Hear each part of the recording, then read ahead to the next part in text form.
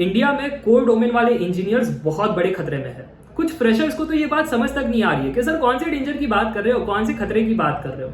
खतरा ये है कि अगर कोर डोमेन वाला इंजीनियर है, जैसे civil, mechanical, electrical, electronics and telecommunication, उनसे पूछो कि आपने अपने डोमेन वाली जॉब्स कितनी क्रैक की है, उनका आंसर होगा हमारे डोमेन वाली जॉब्स कॉलेजेस में आती नहीं है, तो क्रैक कैसे करेंगे। ये टियर 2 टियर 3 वाले स्टूडेंट्स का आंसर है। टियर 1 जो कॉलेजेस है उनमें तो वैकेंसी आती है बट बहुत ही कम आती है, सभी को कोर डोमेन वाली जॉब नहीं मिलती। तो अब सवाल यह है कि कोर डोमेन की जॉब हासिल कैसे करें, क्या अपॉर्चुनिटी है भी या नहीं, उसके बारे में आज डिस्कशन करेंगे। कितने तरीके हैं जिससे आप कोर डोमेन की जॉब हासिल कर सकते हो, और दूसरा फ्रेशर्स के लिए डेटा भी हो जाएगा, एक सिनेरियो भी बन जाएगा कि हमारे साथ फाइनल ईयर में क्या होने वाला है।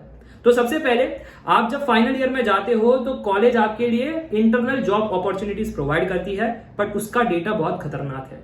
80 to 90% opportunities computer science IT background से है, यानी इन्फोसिस आएगी, टीसीएस आएगी, एक्सेंचर, कैपजेमिनी, ये सब बल्क आईटी रिक्रूटर्स है आएंगे। और 300 इंजीनियर, अकेला एक कंपनी इन्फोसिस आता है 300 इंजीनियर को लेकर जाता है, और वो 300 इंजीनियर वो मैकेनिकल का भी उनको चल जाएगा, सिविल भी चल जाएगा, केमिकल भी चल जाएगा, जो भी ब्रांच है उन्हें कोई फर्क नहीं पड़ता।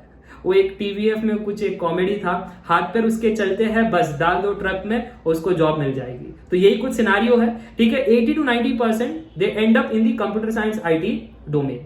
अब आप ये सोच रहे हो सर फिर वो 10 to 20% कहाँ जाते हैं बाकी के इंजीनियर्स।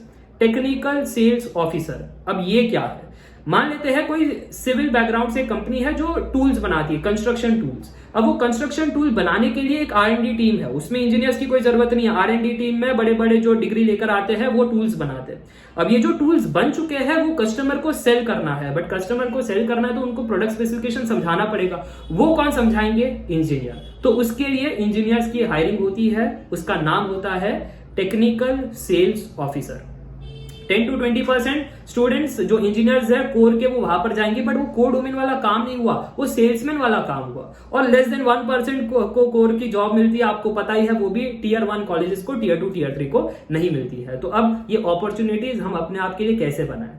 3 तरीके हैं। पहला तरीका, गेट एग्जाम लिखो और गेट के स्कोर के बेसिस पर, रैंक के बेसिस पर आपको पीएसयू की अपॉर्चुनिटी आती है, ठीक है। जैसे ONGC, IOCL, power grid, mini ratna, Maharatna, है ना, ऐसे बहुत सारी कंपनीज आपको अपॉर्चुनिटी प्रोवाइड करेगी। दूसरा है, अदर पीएसयूज अपना खुद का एग्जाम कंडक्ट करते हैं। वो कहते हैं कि हमको गेट का स्कोर नहीं चाहिए, हम अपना एग्जाम कंडक्ट करेंगे, आप आ करके लिखो, मेरिट लिस्ट में आ जाओ, इंटरव्यू कंडक्ट होगा और आपको नौकरी मिलेगी। जैसे एचएएल, एचपीसीएल, बीडीएल, बीएचईएल, एआईएटीसी अपना एग्जाम कंडक्ट करती है।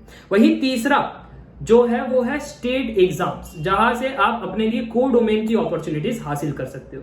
अब कुछ स्टूडेंट्स ये सोच रहे हैं कि सर वहां पर भी तो सभी इंजीनियर्स को अपॉर्चुनिटी नहीं मिलेगी। बात सही है, कड़वी है, क्योंकि ये फैक्ट है।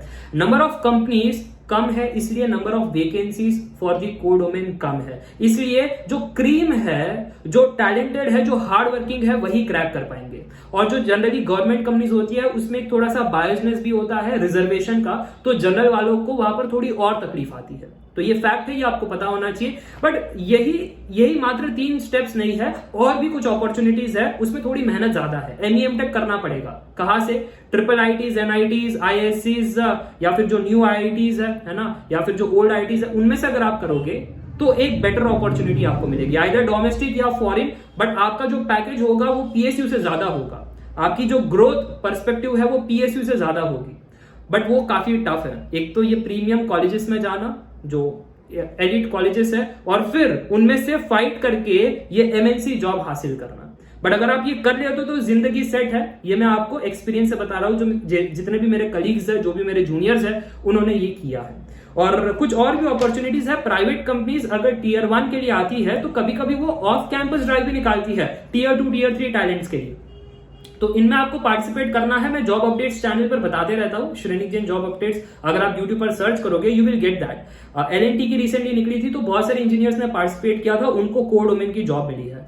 और लास्ट ऑप्शन ये है कि आप मास्टर्स करो फॉरेन में, बट वो एक्सपेंसिव है, सारे इंजीनियर्स नहीं कर पाएंगे, कुछ गिने चुने कर पाएंगे। तो आपको करना चाहिए, वहां से भी आप अपने लिए बेटर अपॉर्चुनिटीज निकाल सकते हो। क्योंकि अगर आपको रोबोटिक्स करना है तो जर्मनी बेस्ट है, ऐसे ही अलग अलग चीजों के लिए अलग अलग कंट्रीज बेस्ट है। तो आपको उस हिसाब से फिर एमएस करके वो जॉब अपॉर्चुनिटीज हासिल करनी पड़ेगी। तो मुझे लगता है मैंने सारा आपको डिटेल दे दिया। अगर आपको कोर डोमेन वाली जॉब चाहिए तो कॉलेज के भरोसे मत बैठना, अपने लिए रास्ते बनाना, अदर एग्जाम्स है, अदर तरीके हैं, उसको फॉलो करके आप हासिल करना। इसके अलावा अगर आपको लगता है और भी तरीके हैं, कमेंट करके जरूर बताना, और आप कौन से एग्जाम्स के लिए प्रिपेयर कर रहे हो वो भी कमेंट कर सकते हो। आज के लिए बस इतना ही, मिलते हैं नेक्स्ट वीडियो में। अपनी take care, bye bye for now, see या।